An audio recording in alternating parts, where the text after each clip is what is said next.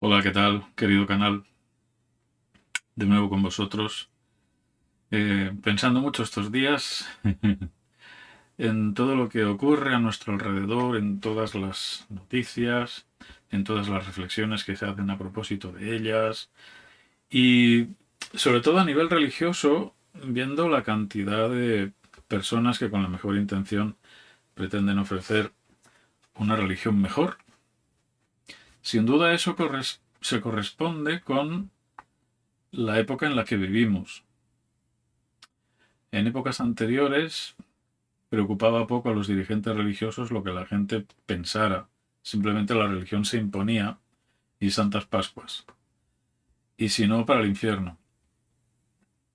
En la actualidad se puede percibir también un intento de los religiosos de transmitir un mensaje bíblico que se adecue a la mentalidad de la época. Y vamos a distinguir entre contextualización con acomodación. La contextualización tiene que ver con tratar de comprender un mensaje antiguo, como es el de la Biblia, dentro de el contexto en el que se dio, se explicó y se transmitió, y ver cómo eso puede aplicarse en la actualidad a, a los tiempos en los que vivimos, y especialmente teniendo cuidado con el lenguaje que usamos para explicarlo, para que sea accesible a nuestra comprensión. La acomodación puede significar un olvido, una renuncia, un dejar pasar esto y aquello porque, bueno, esto no sería muy popular, un tratar de hacer una religión cómoda para todo el mundo, que finalmente pues la gente piense, oye, pues esto sí que es religión de la buena, ¿no? ¿Y cuál es la religión de la buena? Jesús ya dijo que la religión buena era la que se cuidaba de las personas necesitadas, de las personas que tenían dificultades, de las personas que tenían problemas, y en la Biblia se habla, pues, por ejemplo, de las viudas, de los huérfanos y de los pobres. Es decir, cuando Jesús habla de la parábola del buen samaritano, pues está diciendo que ocuparse, preocuparse, ayudar al prójimo es una señal de amor y una señal de que la verdadera religión está en el corazón y en la mente, ¿no? Esa generosidad, ese desprendimiento que nos ayuda a ser mejores personas y a pensar en los demás. Eh, Ocurre que algunos pueden entender que la verdadera religión o la mejor religión es cuestión solo de ideas. Y bueno, como dice Santiago, tú di lo que quieras sobre tu fe, tú di lo que quieras sobre lo que piensas, pero a mí me valen los hechos, ¿no? A mí me valen los hechos. Y no me vengas con historias. Bueno, es curioso porque las ideas son importantes. Sin buenas ideas, entonces nunca alcanzaremos ideales buenos. Las ideas son fundamentales, es decir, una buena religión tiene una ética sólida, que lleva una moral sana. Pero aquí es donde los religiosos discutimos. ¿Y cuál es la ética? ¿Cuál fue la ética de Jesús? ¿O cuál es la ética de la Biblia? ¿Cuáles son las ideas que harán que yo sea mejor creyente, mejor persona, que pueda crecer y desarrollarme espiritualmente? Si no eres cristiano y escuchas mi canal y me sigues, pues puedes entender que la ética y la moral serían suficientes, pero efectivamente sin una ética bien consolidada, pues la moral puede ser ruinosa. En la Biblia encontramos mensajes como el que leo en la primera epístola de Juan, en el capítulo 2 y versículo 24, que dice, por vuestra parte, permaneced fieles al mensaje que oísteis desde el principio. Si lo hacéis así, participaréis de la vida del Padre y del Hijo. Pues tal es la promesa que Cristo nos ha hecho, la vida eterna. Así que, mmm, ¿quiere decir esto que tenemos que volver a pensar cosas que se pensaron en la Edad Media? Es que aquí está hablando del mensaje que oísteis desde el principio y se está siempre refiriendo Juan, Pedro, Pablo, Santiago al mensaje de Jesús. El propio mensaje de Jesús plantea no sé si novedades, porque en el fondo lo que hace Jesús es repescar la esencia verdadera de la religión más pura, que ya existía antes, pero en aquellos dichos que él emplea, oísteis que fue dicho, más yo os digo. Bueno, no matarás, todos estamos de acuerdo. Pero escucha, el mandamiento significa algo más profundo. Tú te has dado cuenta que el mandamiento va más allá de lo que son los hechos y que tiene que ver con las intenciones y que tiene que ver con el respeto que tienes a los demás, etcétera, etcétera. Bueno, no me voy a enrollar como una persiana. Eh, es que en el fondo Jesús tampoco inventa nada. Amarás a Dios sobre todas las cosas y a tu prójimo como a ti mismo. Es el mejor resumen de la ley de Dios, que es una ley de amor. Pero algunos, conforme los tiempos se van complicando, tienen esta reacción. Creen que volver a las sendas antiguas o permanecer en el mensaje que vimos desde el principio significa seguir manteniendo errores. Porque en el pasado, efectivamente, los cristianos hemos, yo no estaba ni tú tampoco, ¿vale? Pero hemos, lo diremos así, en este plural amable, hemos cometido errores y hemos explicado cosas que no se corresponden con la Biblia. Hoy hay mucha gente que cuestiona la Biblia entre los cristianos.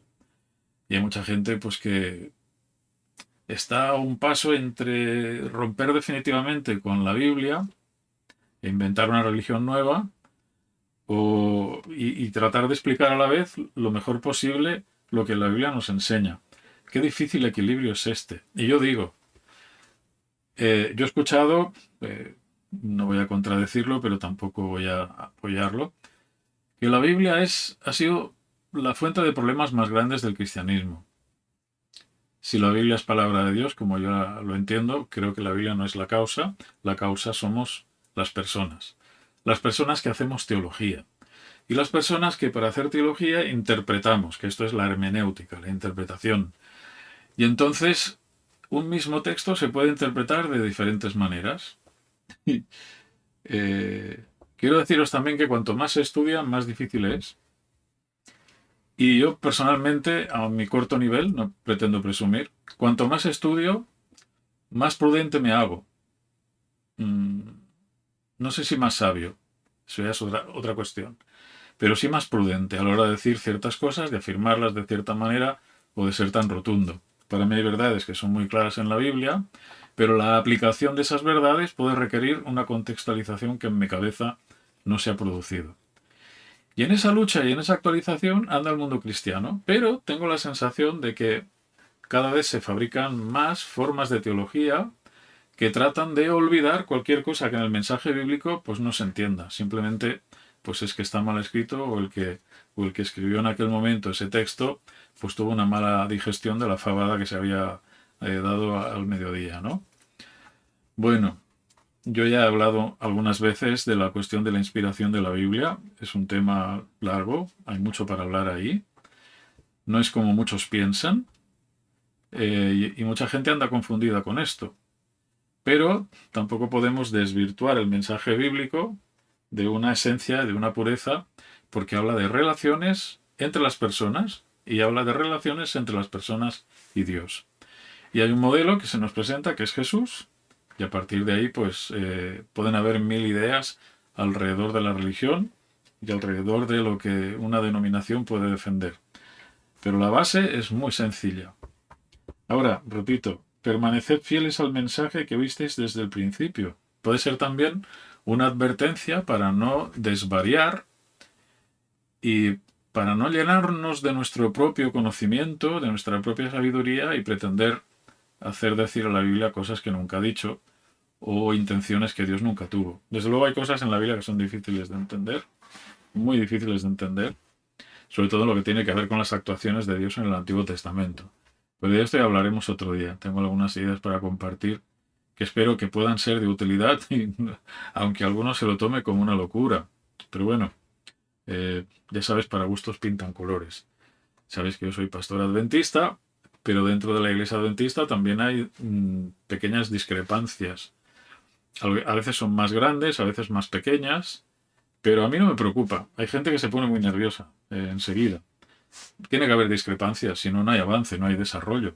Y ya sabéis el refrán que he mencionado más de una vez. donde todos piensan igual, es que no piensa nadie.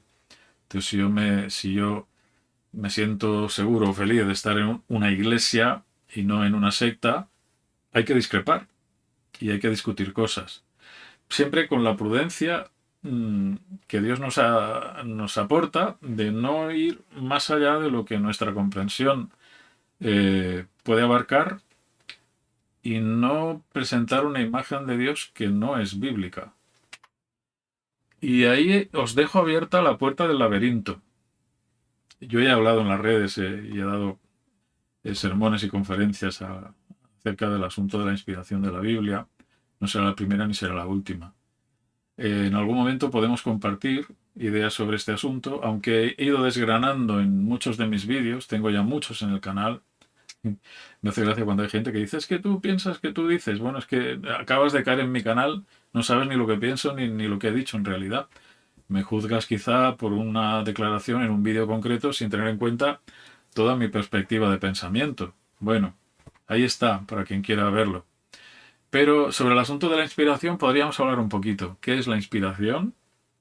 Y cómo interpretar la Biblia. Aquí el asunto es cómo interpretar la Biblia. Por eso hay tantas denominaciones, porque cada una interpretamos de una manera distinta. ¿Por qué interpretamos de manera distinta? Bueno, puede ser un tema interesante. Y de momento os dejo con esta idea que nos pone a pensar y que nos ayuda a considerar un poquito también la actitud que podemos tener hacia la Biblia y cómo debemos usarla de manera sana. Abro melón, como se suele decir en castellano. Así que contento de que podáis decir en el canal lo que penséis acerca de este asunto y muchas gracias por participar. Un abrazo.